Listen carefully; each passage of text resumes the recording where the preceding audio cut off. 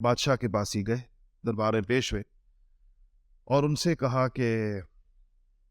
بادشاہ، ہمارے کچھ لوگ جو ہمارے دین سے بھی نکل کر بھاگے ہیں اور ہمارے ملک سے بھی نکل کر بھاگے ہیں، وہ آپ کے پاس آ کر پناہ گزین ہو گئے، اور یہ ہمارے دین سے بھی نکلے ہیں اور آپ کے دین میں بھی داخل نہیں ہوئے۔ آپ کے ذہن میں رہے کہ نجاشی عیسائی تھا، کہ آپ کے دین میں بھی داخل نہیں ہوئے، ایک تیسرا دین انہوں نے ایجاد کیا ہے اور اپنی اس بے دینی کے ساتھ یہ آپ کے ہاں آ گئے ہیں، مطلب آپ کے لوگوں کا بھی دین خراب کر سکتے۔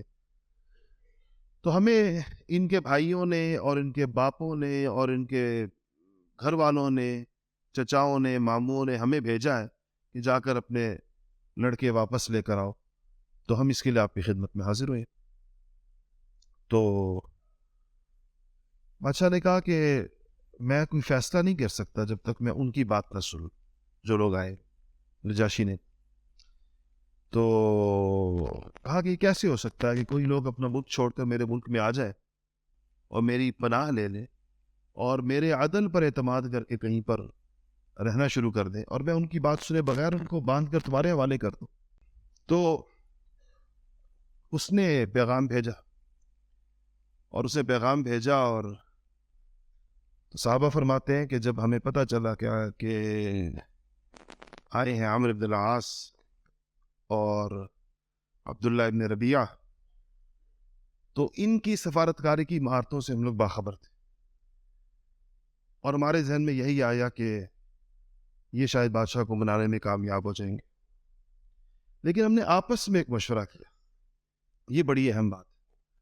ہم نے آپس میں مشورہ کیا بیٹھ کر، ایک تو یہ کہ مشورے کا عمل اس سے پتہ چلتا ہے کہ جب بھی کوئی مسئلہ آئے تو مشورہ کرنا چاہیے، تو مشورہ کیا۔ مشورے میں ہم نے یہ طے کیا کہ ہم سچ بولیں گے، بادشاہ جو بھی ہم سے پوچھے گا ہم سچی بات کہیں۔ تو آئی یہ بادشاہ نے، جب دربار میں، یہ پہلی حاضری تھی ان کی براہ راست دربار میں، ظاہر ہے پناہ تو ان کو مل گئی تھی، لیکن پناہ کے لیے بادشاہ کے سامنے آنا تو ضروری نہیں تھا۔ نجاشی کے دربار میں سجدے کا رواج تھا اور قریش نے بھی آ کر سجدہ کیا، قریش کی وفد میں۔ تو جب عبداللہ حضرت جعفر طیار، یہ بڑے بھائی ہیں علی مرتضیٰ شیر خدا کے، رسول اللہ کے چچا زاد بھائی ہیں، یہ جب دربار کے اندر آئے تو سیدھے کھڑے رہے اور کہا کہ السلام علیکم۔ بادشاہ نے کہا کہ تم نے سجدہ نہیں کیا۔ انہوں نے کہا جس نبی کے ہم پیروکار ہیں اس نے ہمیں ان سجدوں سے نکال دیا، ان سجدوں سے اس نے منع کر دیا ہمیں، اور ہم سوائے اللہ رب العزت کے کسی کو سجدہ نہیں کرتے۔ یہ پہلا جرت کا جملہ تھا جو اللہ پاک نے، حالانکہ اب دیکھیں پوزیشن کیا ہے، کس حالت کے اندر ہے، لیکن اس کے باوجود کہا کہ ہم سجدہ نہیں کریں گے۔ اس بات کا بھی امکان تھا کہ بادشاہ اسی بات پر غضبناک ہو کر کہتا کہ ان کو حوالے کر دو۔ بادشاہوں کے بارے میں تو فارسی میں کہتے ہیں کہ تاب سخن ندارت، نازک مزاج شاہ تاب سخن ندارت، کہتے ہیں کہ بادشاہوں کا مزاج اتنا نازک ہوتا ہے کہ بات بھی برداشت نہیں کر سکتے۔ تو اس پر اور کہا کہ ہمیں حضور اکرم صلی اللہ علیہ وسلم نے یہ سلام سکھایا، السلام علیکم، ہم آپس میں بھی اسی طرح سلام کرتے ہیں اور اللہ کے رسول کو بھی اسی طرح سلام کرتے ہیں، ہم تو رسول اللہ کو اس طرح سلام کرتے ہیں۔ مطلب کہنے کا یہ تھا کہ جو ساری بادشاہت ہیں جس کے پاؤں کی دھول ہے، ہم تو اس کو اس طرح سلام کرتے ہیں، کسی اور کے سامنے ہم کیسے سجدہ کر سکتے۔ تو اور پھر کہا کہ بادشاہ میں رسول اللہ نے خبر دی ہے کہ جو لوگ جنت میں جائیں گے تو اہل جنت کا سلام بھی یہی، وہ بھی ایک دوسرے کو اسی طرح سلام کریں، قالوا سلامہ قرآن شریف کے اندر آتا ہے۔ تو اس پر بادشاہ نے کہا کہ تم لوگ اپنا مقدمہ پیش کرو، بتاؤ کہ تم لوگ کیوں آئے ہو۔ اس پر حضرت جعفر طیار نے ایسی شاندار تقریر کی، آج بھی اگر آپ اس کو سنیں یا پڑھیں اور آپ اس منظر کو اپنی آنکھوں کے سامنے لائیں کہ جب ایک طرف قریش کا وفد کھڑا ہوگا اور ایک طرف وہ سارے درباری کھڑے ہوں گے جو تحفے لے کر قریش کے ساتھی ان کے ساتھ ہو چکے ہیں مکمل طور پر، ایک بادشاہ تخت پر بیٹھا ہوگا اور جعفر طیار سامنے کھڑے ہوں گے۔ انہوں نے اپنی تقریر کے اندر، میں تھوڑا سا آپ کو اس میں سے پڑھ کے سناؤں، کہ کہا کہ ایھا الملک، اے بادشاہ، ہم جاہل اور نادان تھے، بتوں کو پوجتے تھے، مردار کھاتے تھے، قسم قسم کی بے حیائیوں میں مبتلا تھے، رشتہ داریوں کو توڑتے تھے، قرابتوں کو قطع کرتے تھے، پڑوسیوں کو ستاتے تھے۔ ہم میں جو طاقتور ہوتا تھا وہ کمزور کو کھا جاتا تھا۔ ہم اسی حالت میں تھے کہ اللہ جل شانہ نے ہمارے اوپر اپنا فضل فرمایا اور اپنا ایک پیغمبر ہمیں بھیجا، جس کا حسب و نسب، اس کا خاندان، اس کی صداقت، اس کی امانت، اس کی پاک دامنی، اس کی عفت، اس کو ہم خوب پہچانتے، پہلے سے جانتے تھے کہ ان چیزوں کے اندر کتنے اونچے انسان ہیں۔ اس نے ہم کو ایک اللہ کی طرف بلایا، کہا کہ ہم اس کو ایک مانیں، ایک جانیں، ایک سمجھیں اور صرف اسی کی عبادت اور بندگی کریں، اور جن بتوں اور پتھروں کی ہم اور ہمارے آباء و اجداد پرستش کرتے تھے ان سب کو یکلخت چھوڑ دیں۔ اس نے ہمیں سچائی کی، امانت کی، صلہ رحمی کی، پڑوسیوں سے حسن سلوک کی، اور خون ریزی اور حرام باتوں سے بچنے کا حکم دیا، تمام بے حیائیوں سے اور باطل اور ناحق کہنے سے اور یتیم کا مال کھانے سے اور کسی پاک دامن پر تہمت لگانے سے اس نے ہم کو منع کیا، اور یہ حکم دیا کہ ہم صرف اللہ کی عبادت کریں، اس کا کسی کو شریک نہ ٹھہرائیں، نماز پڑھیں، زکوٰۃ دیں اور روزہ رکھیں، غرض یہ کہ جان اور مال سے خدا کی راہ میں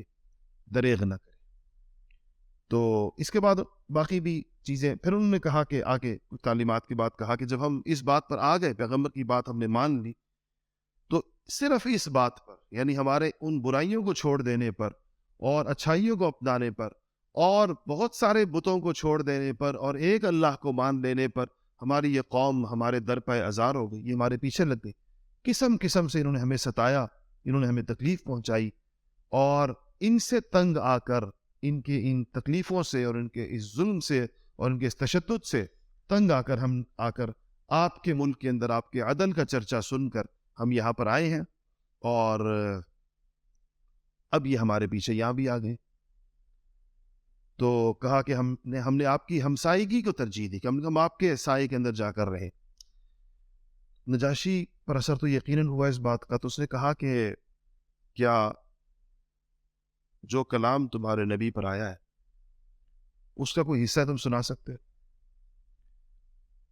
حضرت جعفر کی ذہانت اور اللہ تعالیٰ کی توفیق دیکھیں کیسی ہے۔ جعفر نے اس وقت تک جتنا قرآن اترا تھا اس میں سے انتخاب کیا سورہ مریم کا۔ عیسائی بادشاہ کے سامنے سورہ مریم سے زیادہ بہترین چیز کیا ہو سکتی تھی جو پڑھی جائے؟ تو انہوں نے بسم اللہ اعوذ باللہ پڑھ کر سورہ مریم جب پڑھی تو نجاشی کی آنکھوں سے ایسے آنسو جاری ہوئے کہ اس کی داڑھی آنسوؤں سے تر بتر بھیگ گئی۔ اس کو دیکھ وہ درباری بھی رو پڑے اس کو سن کر، اور جب بات ختم ہوئی، حضرت جعفر کی تلاوت ختم ہوئی، تو نجاشی نے ایک بڑا فصیح و بلیغ جملہ کہا۔ اس نے کہا کہ یہ کلام جو تم نے پڑھا ابھی اور وہ کلام جو عیسیٰ علیہ السلام لے کر آئے تھے، یہ دونوں ایک ہی شمعدان کی روشنی ہے، ایک ہی اس سے نکلے ہوئے محسوس ہوتے ہیں لب و لہجے سے، یا جو تورات کا جو حصہ یا انجیل کا جو حصہ اس کے پاس تھا۔ تو نجاشی نے کہا ان دونوں سے، عبداللہ ابن ربیعہ سے اور عمرو بن العاص سے، کہ ان لوگوں میں تمہارے حوالے نہیں کروں گا اور تم لوگ جاؤ۔ اور باہر نکل آئے تو دونوں مایوس تھے، لیکن عمرو بن العاص تو غیر معمولی اعصاب کے آدمی تھے، بعد میں بھی ثابت کیا فاتح مصر۔ حضور اکرم صلی اللہ علیہ وسلم نے فرمایا خیارکم فی الجاہلیہ خیارکم فی الاسلام، تم میں سے جو لوگ جاہلیت کے اندر چنے ہوئے سردار اور بادشاہ اور لوگ تھے وہ اسلام میں آ کر بھی ایسے تھے۔ تو عمرو بن العاص تو اتنی آسانی سے مایوس ہونے والے نہیں تھے۔ تو عبداللہ ابن ابی ربیعہ سے کہتے ہیں کہ میں باہر نکلے تو انہوں نے کہا کہ چلنے کی کرے قریش، واپس جائیں، بات تو ناکام ہو گئی۔ تو انہوں نے کہا کہ میرے پاس ایک داؤ باقی ہے اور کل میں وہ کروں گا، اور کل تم دیکھنا کہ ان کو نجاشی کیسے ذلیل کر کے اپنی مملکت سے نکالتا ہے اور ہمارے حوالے کرتا ہے۔ عبداللہ ابن ابی ربیعہ عمرو بن العاص کی ذہانت جانتے تھے، ان کے دل میں کوئی نرم سا گوشہ پیدا ہوا، یہ دونوں مسلمان ہوئے بات، تو کہنے لگے کہ چھوڑو عمرو، اپنے چچزاد بھائی ہیں، تایازاد بھائی ہیں، رشتہ دار ہیں، ایسا نہ ہو کہ تم واقعی کوئی ایسا کام کرو کہ نجاشی ان کو بالکل ہی، انہوں نے کہا نہیں کل دیکھیں کیا ہوتا ہے۔ تو نجاشی اگلے دن پھر دوبارہ حاضر ہوئے یہ لوگ نجاشی کے دربار میں، اور عمرو بن العاص نے کہا کہ بادشاہ یہ ایک بات رہ گئی تھی کل، اور یہ تھی کہ یہ لوگ عیسیٰ علیہ السلام کے بارے میں بڑی سخت بات کرتے ہیں، وہ تو آپ نے ان سے پوچھا نہیں کہ عیسیٰ کے بارے میں یہ کیا کہتے ہیں؟ آپ کو تو پتہ ہے کہ عیسائیت کا عقیدہ تو کھڑا ہی عیسیٰ کی علیہ السلام کی سولی پر ہے، صلیب پر ہے، مسلمان تو نہیں مانتے، وہ تو کہتے ہیں وما قتلوہ وما صلبوہ ولکن شبہ لہم، اللہ نے فرمایا نہ عیسیٰ قتل ہوئے ہیں نہ عیسیٰ سولی چڑھے ہیں، عیسیٰ تو آسمانوں پر ہے، بل رفعہ اللہ، اللہ نے اٹھا لیا آسمانوں کی طرف۔ تو یہ جب انہوں نے کہا تو نجاشی نے کہا بلاؤ ان کو، دوبارہ بلاؤ مسلمانوں۔ صحابہ کہتے ہیں ہمیں یہ پیغام بھی پہنچا اور عنوان بھی پتہ چل گیا کہ عمرو بن العاص نے یہ سوال اٹھایا دربار کے اندر۔ فرماتے ہیں ہم نے پھر مشورہ کیا اور یہ طے کیا ہم نے آپس میں کہ خدا کی قسم ہم وہی کہیں گے جو اللہ کے رسول لے کر آئے، جو رسول اللہ لے کر آئے اس کے علاوہ ہم کوئی بات نہیں کریں گے۔ پہنچے دربار میں تو نجاشی نے پھر مسلمانوں سے پوچھا کہ بتاؤ عیسیٰ علیہ السلام کے بارے میں تم کیا کہتے ہو؟ تو حضرت جعفر طیار نے قرآنی اصطلاحات میں جو کچھ قرآن نے عیسیٰ علیہ السلام کے بارے میں کہا تو کہا کہ ہم ان کے بارے میں وہی کہتے ہیں جو ہمارے نبی صلی اللہ علیہ وسلم نے فرمایا، اور وہ یہ ہے کہ عیسیٰ علیہ السلام اللہ کے بندے ہیں، اللہ کے بندے ہیں۔ آپ سوچیں عیسائیت کے عقیدے میں وہ خود خدا سمجھتے ہیں تین میں سے ایک، تو کہا وہ اللہ کے بندے ہیں اور اللہ کے رسول ہیں اور روح اللہ ہے اور کلمت اللہ ہے۔ یہ دونوں الفاظ روح اللہ اور کلمت اللہ ان کے لیے قرآن نے استعمال کی۔ روح اللہ کا مطلب کہ ان کی روح براہ راست اللہ کی طرف سے ڈالی گئی ہے۔ آپ کو پتہ ہی عیسیٰ علیہ السلام کا کہ والد تو نہیں ہے، ان کی روح تو براہ راست اللہ کی طرف سے حضرت مریم کے رحم میں رکھی گئی ہے، تو اسے روح اللہ کہلاتے ہیں۔ اور کلمت اللہ اس لیے کہلاتے ہیں کہ اللہ تعالیٰ کے کلمہ کن سے پیدا ہوئے ہیں، تو کہا کہ وہ روح اللہ ہے اور کلمت اللہ ہے۔ یہ سن کر نجاشی نے اپنے درباریوں کی طرف دیکھتے ہوئے زمین سے ایک تنکا اٹھایا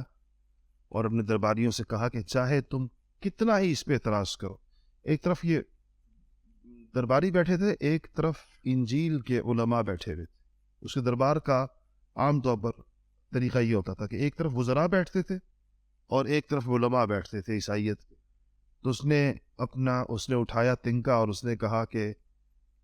خدا کی قسم جو انہوں نے عیسیٰ علیہ السلام کے بارے میں بات کی ہے، عیسیٰ علیہ السلام اس سے اس ایک تنکے کے برابر بھی دائیں بائیں نہیں،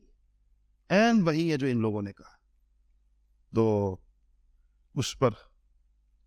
یہ تو گویا اسلام کے قبول کرنے کا اعلان ہی کہا جائے گا۔ جب کوئی عیسائی عیسیٰ علیہ السلام کی وہ حیثیت مان لے جو اللہ اور رسول کہہ رہے تو وہ مسلمان ہی کہلاتا ہے۔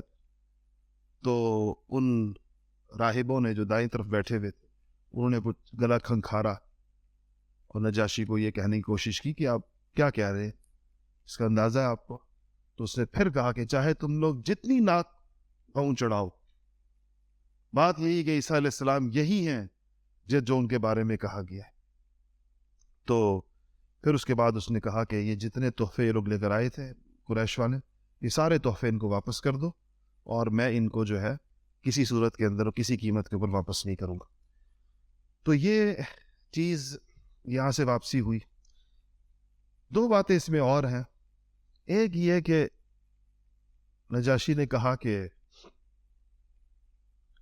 بیچ میں اس کے ساتھ یہ ہوا تھا کہ لمبا قصہ ہے، وہ اس کا اقتدار چلا گیا تھا اور پھر اس کو دوبارہ ملا۔ لمبا قصہ ہے، اس کو میں چھوڑ دیتا ہوں کیا ہوا اس میں۔ لیکن اس موقع پہ نجاشی نے یہ کہا کہ اللہ تعالیٰ نے یہ تحفے واپس کرتے ہوئے یہ کہا کہ اللہ تعالیٰ نے جب مجھے میری ریاست واپس کی جو میرے ہاتھ سے نکل گئی تھی، تو اللہ تعالیٰ نے مجھ سے کوئی رشوت نہیں لی، تو آج میں کیا ان لوگوں کے سر کے اوپر رشوت قبول کر لوں؟ یہ جو رشوت لے کر آئے ہیں یہ لوگ مکہ مکرمہ سے لے لیے، یعنی اللہ تعالیٰ سے مجھے حیا آتی ہے جس نے مجھے میری ریاست بغیر رشوت کے واپس کی، بغیر کچھ لیے واپس کی، آج اس کے بندوں کے بارے میں میں ان کی رشوت قبول کر لوں۔ پھر تین باتیں اور جعفر طیار نے کہیں جو بڑی ہی معقول تھی، اور اسے آپ جعفر طیار کی ڈپلومیٹک صلاحیتوں کا اندازہ لگائیں کتنی شاندار تھی، کہ حضرت جعفر نجاشی سے کہا کہ بادشاہ میں اس سے عمرو بن العاص سے 3 سوال کرنا چاہتا ہوں۔ تو بادشاہ نے کہا کرو. جعفر نے کہا کہ عمرو یہ بتاؤ ہم جتنے لوگ آئے ہیں یہاں کیا ہم میں سے کوئی شخص مکہ میں کسی شخص کا بھاگا ہوا غلام ہے؟ اگر ایسا ہے تو ہمیں واپس لے جائے. تو عمرو بن العاص نے کہا نہیں کوئی بھاگا ہوا کوئی نہیں. تو انہوں نے کہا کہ اچھا آپ یہ بتاؤ کہ ہم جتنے لوگ آئے ہیں ہم میں سے کوئی شخص مکہ میں کسی کا قتل کر کے آیا خون کر کے آیا جس کے اوپر قصاص واجب ہے اور قصاصاً آپ اس کو لینے کے لیے آئے؟ تو عمرو نے کہا کہ لا قطرۃ من دم, خون کا ایک قطرہ بھی تمہارے اوپر نہیں. یعنی وہ مارنا تو دور کی بات ہے, تم تو کسی کو زخمی بھی کر کے نہیں آئے ہو کہ خون کا قطرہ تمہارے اوپر ہو. تو جعفر نے کہا کہ پھر یہ بتائیں کیا ہم وہاں کسی کا مال لے کر یہاں پر آئے ہیں جس کا مال ہمارے اوپر واجب الادا ہو؟ تو عمرو بن العاص نے کہا کہ ولا قیرات, کوئی مال کی کوئی مقدار تمہارے اوپر نہیں. تو جعفر نے کہا کہ پھر ہم سے کس چیز کا مطالبہ ہے؟ ان 3 مطالبوں میں تو انسان کا مطالبہ کیا جا سکتا ہے, جان کے بدلے میں جان, یا مال کے بدلے میں ایک حق اس پر ہو سکتا ہے, یا ہم کسی کے غلام ہو کسی کے مملوک ہو تو ہمیں اپنے آقا کی طرف لوٹایا جا رہا ہو, مالک کی طرف لوٹایا جا رہا ہو. جب یہ نہیں ہے تو کیا صرف اس لیے کہ تو پھر ہم پر مطالبہ کیا ہے؟ تو بالکل وہ لاجواب ہو کر کھڑے ہو گئے. تو اس کے بعد پھر نجاشی نے دوبارہ حضرت سے پوچھا, حضرت جعفر طیار سے, کہ تم لوگ جس دین کو لے کر آئے ہو وہ دین کیا ہے؟ اس پر حضرت جعفر طیار نے ایک بڑی شاندار تقریر کی جو سیرت کتابوں کے اندر لکھی ہے, اور اسلام کا خلاصہ ایسے انداز میں نجاشی کو پیش کیا کہ نجاشی کا دل موم ہوا, اور یہ وہ بادشاہ ہے جو مسلمان ہوا